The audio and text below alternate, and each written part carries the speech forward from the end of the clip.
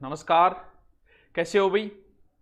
तो ये एक अलग सा टॉपिक है। जैसे अभी जो जेई का एग्जाम हुआ था, उसमें लक्ष्मी कुमारी चुंडावत जी की क्वेश्चन आया था, उनके बारे में पूछा था। तो उनकी एक किताब है रजवाड़ी संस्कृति और परंपरा। उस किताब के कुछ अंश बता रहा हूं। ये वैसे कोई परीक्षा उपयोगी नहीं है, परीक्षा में ये नहीं पूछी जाती। ये एक संस्कार है, यानी हमारे राजपूताना के क्या संस्कार थे, संस्कारों से संबंधित है, रीति रिवाजों से संबंधित इसके अंदर बहुत सारी बातें बताई गई हैं। और हर व्यक्ति की रुचि रहती है अपने समाज के बारे में जानने, हमारे पूर्वजों की रीति रिवाज जानने के। तो इसमें बहुत अच्छी अच्छी बातें, मैं 4-5 बातें आपको इससे संबंधित बताता हूं। जैसे इसमें क्या है कि जैसे नहीं पता होता लोगों को कल्चर के अंदर, जैसे अपने तलवार के कैसे प्रयोग किया जाता है। अब तो करते ही नहीं लड़ाई दंगों में, लेकिन फिर भी तलवारों का जैसे शादी ब्याह में करते हैं, तो दुल्हन बेरो को किया डाली जाए, कोई इन डाले रखा है, कोई इन डाले रखा है, क्योंकि उन्हें पता ही नहीं होता कि होगा कैसे। जैसे कभी इंस्पेक्टर को देखा होगा कि पिस्तौल किधर, पिस्तौल हमेशा इस साइड में होता है। क्यों? क्योंकि उसे इस हाथ से ही निकालना है उसे। तो वही तलवार का रूल होता है, वो भी इस साइड में होगी, उस हिसाब से होगी कि उसे निकाल सके। पता है उनको इन टांगिया रखेगो, कोई बिन ऊंधी टांगिया रखेगो। तो तलवार के उपयोग करने के भी अपने रूल होते थे। कभी भी देखना, तलवार को कभी भी मयान से बाहर नहीं निकाली जाती, उसके भी अपने नियम होते थे, क्योंकि हथियारों के प्रयोग के भी नियम होते थे। तलवार कभी पुराने, आप कोई देखना पुराने जैसे नाटक वगैरह आता है, तो जब भी कोई जिक्र चल रहा है और सबके पास तलवारें होती है, पुरानी राजपूती परंपरा में अगर कोई नाटक वगैरह आई, तो जब भी बात बिगड़ती थी तो तलवार धमकी देते थे, तो तलवार आधी बाहर निकालते थे।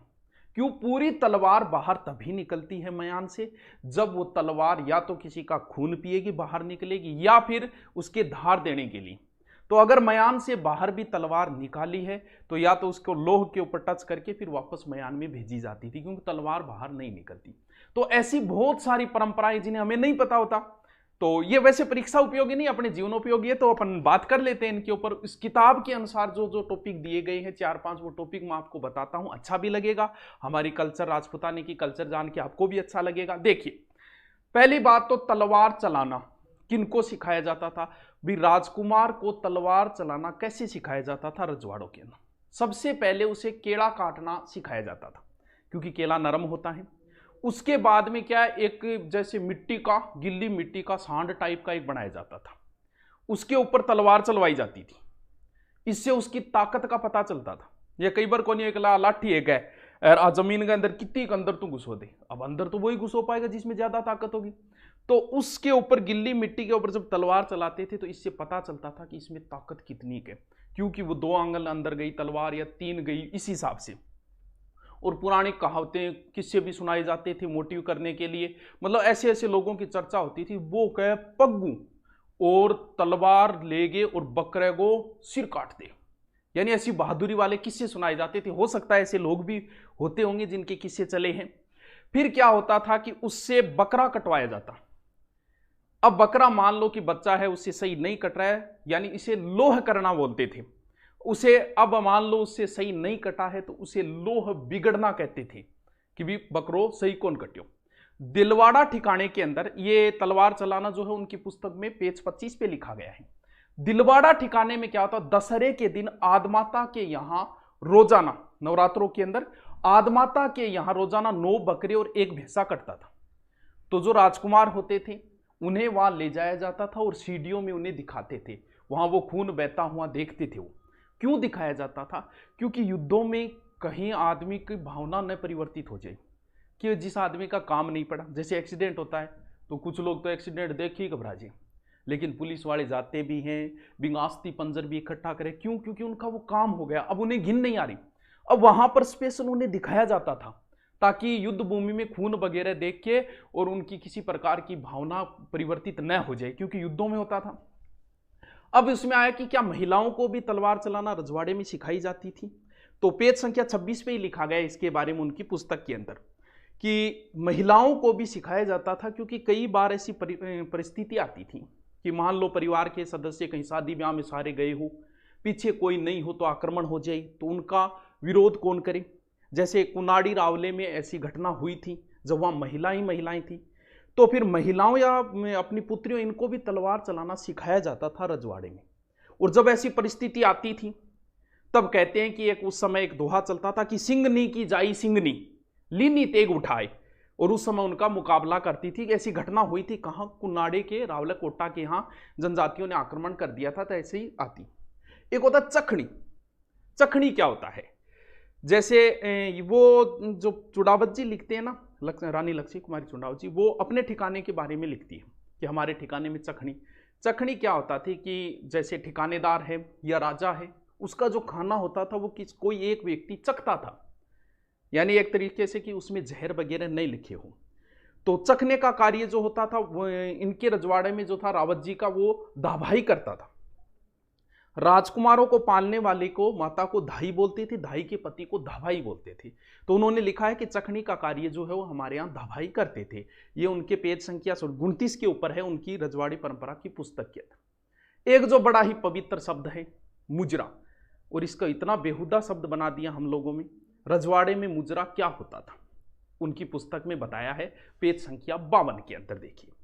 मुजरा क्या होता है कि जैसे ही रावत जी हैं, रावत जी होते थे ठिकाने के वहां के, तो रावत जी जब सुबह उठते या फिर उनके रानी है, तो सुबह सभी बच्चे वगैरह उनको प्रणाम करते थे। सारे जितने भी लोग हैं सारे प्रणाम करते थे, उसे मुजरा बोलते थे।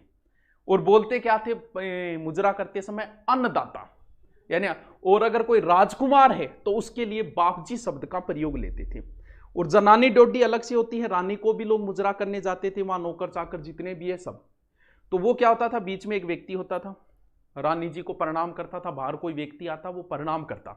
जैसे उसका अलग अलग जवाब होता था रानी जी का उनके लिए।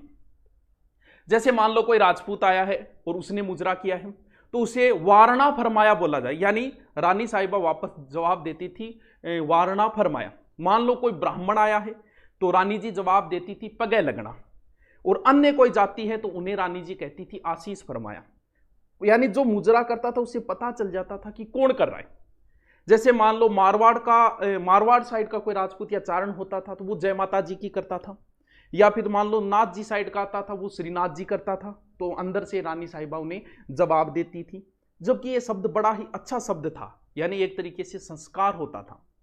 और क्या क्या संस्कार बताए उन्होंने बताया कि अगर जब तक बड़े खड़े हैं तब तक छोटा कोई बैठता नहीं था। हम हमारे बच्चों को यही संस्कार, यही तालीम देते हैं, जब तक हम ना बैठे हमारे बच्चे खड़े रहते हैं। ये संस्कार हुआ करते थे पहले। और क्या संस्कार बताए कि कोई भी व्यक्ति नंगे सिर जो है वो अंदर नहीं आएगा, और नंगे सिर यानी राजा जी भी या फिर रावत जी भी अगर नंगे सिर बाहर नहीं जाते थे, साफा या फिर और जो भी कोई चीज होती थी वो उठ के ही बाहर जाते थे। महल के अंदर भी घोड़े सहित प्रवेश नहीं। हाँ, कुछ रिपोर्टेड लोगों के लिए जरूर छूट होती थी, लेकिन घोड़े पे बैठ के महल के अंदर प्रवेश नहीं किया जाए। राज परिवार के सामने कभी तम्बाकू, कोई नशीला पदार्थ, यानी जब लोग बैठे हो बड़े उनके सामने ये कार्य नहीं होंगे। उनके सामने किसी को गाड़ी भी नहीं दी जाएगी। आपने के वह घरगा बैठे रोपड़ों से अनकाट बक रहे हैं, ये भी संस्कार हुए करते थे। यानी इनके पेज संख्या 52 के ऊपर है, इसका पूरा मुजरा शब्द क्या है इसकी पूरी व्याख्या की गई है उनकी पुस्तक में। एक शराब से संबंधित जो बड़ी भ्रांतियां होती है कि रजवाड़ों में शराब, क्या इस किताब में क्या लिखा है कि शराब कैसे सेवन करना, अगर परिवार की महिलाएं साथ में हैं, उनकी पुस्तक में संख्या 55 पे इसका जिक्र किया गया है। देखिए उसमें क्या बताया कि अगर परिवार वालों का कोई समारोह हो तब वहां जैसे खास परिवार का हो तभी महिलाएं पुरुषों के साथ में शराब वगैरह का होता था। लेकिन उसमें एक बड़ा खास बताया कि उसमें बेअदबी नहीं कर सकते, अदब से पेश आना पड़ेगा शराब के अंदर। कैसे उसमें बताया, स्पष्ट लिख रखा है उन्होंने कि एक बार बाप को मारने वाले को माफ किया जा सकता है, लेकिन शराब पी के किसी महिला के साथ दुर्व्यवहार कर दिया तो उसे माफ नहीं किया जाएगा। यानी बेअदबी बिल्कुल भी नहीं। और शराब के अंदर भी ये नहीं बीच में उठ के नहीं जा सकती। शराब के अंदर क्या होता है, जैसे मान लो कोई शराब नहीं पीता है तो कौन पियो मेरे, उसको भी तरीका होता है। शराब परोसने का भी तरीका होता था कि ससुर को कैसे देनी है, बड़े भाई को कैसे देनी है, दादाजी है तो उनको कैसे परोसनी है, और उसके अंदर मना करना है तो उसका भी तरीका बताया। मना करने का भी तरीका होता था। जैसे शराब से उसको हाथों में लेके माथे पे लगा के फिर अधरों पे रख के और वापस दिया जाता था। यानी वो एक सम्मान था, क्योंकि शराब का सम्मान नहीं है, देने वाले व्यक्ति का सम्मान है ये, यानी आपको भी बहुत से ऐसा होता है कि बहुत बार हम जाते हैं कहीं भी, चाय पियोगा, कौन पियो, उसका भी मना करने का अपना एक तरीका होता है। क्यों? क्योंकि आपको जो पूछ रहा है, कहीं आप उसका अपमान तो नहीं कर रहे किसी बात में। तो शराब ठीक है, नहीं पीते, वो एक अलग चीज है, पीना जरूरी नहीं है, लेकिन उसको मना करने का भी अपना एक तरीका होता था रजवाड़ी परंपरा के अंदर। तो इनकी पुस्तक में ऐसी बहुत सारी बातें हैं, मैं आपको और भी बहुत सारी ऐसी दिलचस्प बातें बताऊं, क्योंकि ये हर कोई समझना चाहता है अपनी पुरानी रीति रिवाजों को। तो जल्दी मैं आगे भी इनके बारे में, इनकी पुस्तक में जो जो बातें लिखी गई है, मुझे भी बहुत अच्छी लगी, बहुत पहले पढ़ी थी मैंने, लेकिन मैं आपको बताऊंगा। Okay, thank you.